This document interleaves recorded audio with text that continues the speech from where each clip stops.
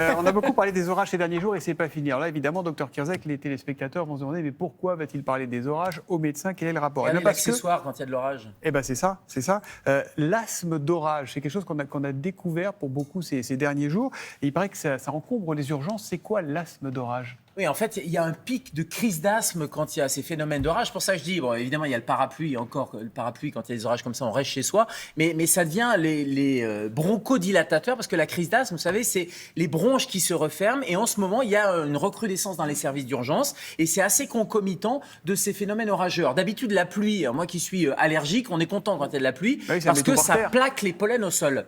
Sauf que quand il y a des orages, les pollens, les grains de pollen vont se gorger, en fait, d'eau et ils vont éclater. Et donc, vous avez une espèce de répartition et d'éclatement de particules de pollen que vous allez ensuite inhaler, respirer. Et comme elles sont toutes petites, elles vont rentrer à l'intérieur de vos poumons. Et quand on regarde la situation du risque allergique au pollen, il y en a de partout. Alors, un peu moins sur le pourtour méditerranéen, mais sinon, le risque est très élevé. C'est rouge de partout. Donc, il y a du pollen de partout. Il y a des orages dans beaucoup de zones de France aussi. Les grains de pollen éclatent, vous les respirez et vous déclenchez des crises d'asthme. Et ça vient chatouiller, c'est ça les allergiques? Ça vient plus que chatouiller, c'est-à-dire que comme les petites particules sont extrêmement fines et vont rentrer, on ne parle pas de particules de pollution, bien que pollution plus pollen, ça fait un cocktail un peu détonnant, mais ces petites graines de pollen vont aller rentrer à l'intérieur des poumons. Alors évidemment, ça vous chatouille, ça vous gratouille au niveau des yeux, au niveau du nez, mais surtout, regardez les bronches, ça va arriver au niveau des bronches, c'est les tuyaux qu'on a pour respirer, et ça va les resserrer. En fait, on a une hyper-réactivité bronchique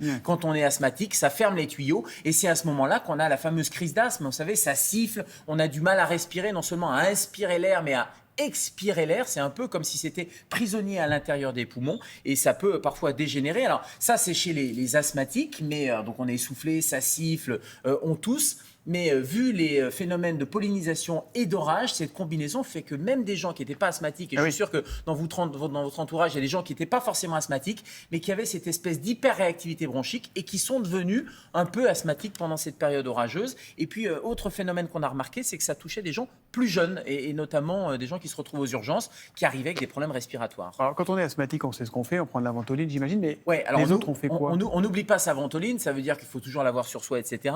Et puis, il n'y a pas que ça, il y a les antihistaminiques qui sont des médicaments anti-allergiques. Et on ne J'ai l'impression qu'on s'habitue aux antihistaminiques. Donc, à un moment, le corps, moi qui en prends pas mal... Oui, mais ce qu'il faut surtout pas, c'est s'habituer à la crise d'asthme ou s'habituer à faire des pchit comme ça en s'automédiquant. Parce qu'en fait, la crise d'asthme, c'est une maladie certes aiguë, quand il y a un phénomène de pollinisation, ça ferme les bronches, mais c'est aussi un phénomène chronique inflammatoire. Et donc, parfois, il faut donner un traitement anti-inflammatoire, un traitement de fond. Alors, vous pouvez utiliser des antihistaminiques, des collyres, de la ventoline. Et puis, parfois, vraiment, si vous faites des crises d'asthme, il faut aller voir son médecin, son pneumologue. On fait des épreuves fonctionnelles respiratoires. Et parfois, il faut un traitement de fond. Et puis, comme on parle d'allergie, c'est la semaine de l'allergie.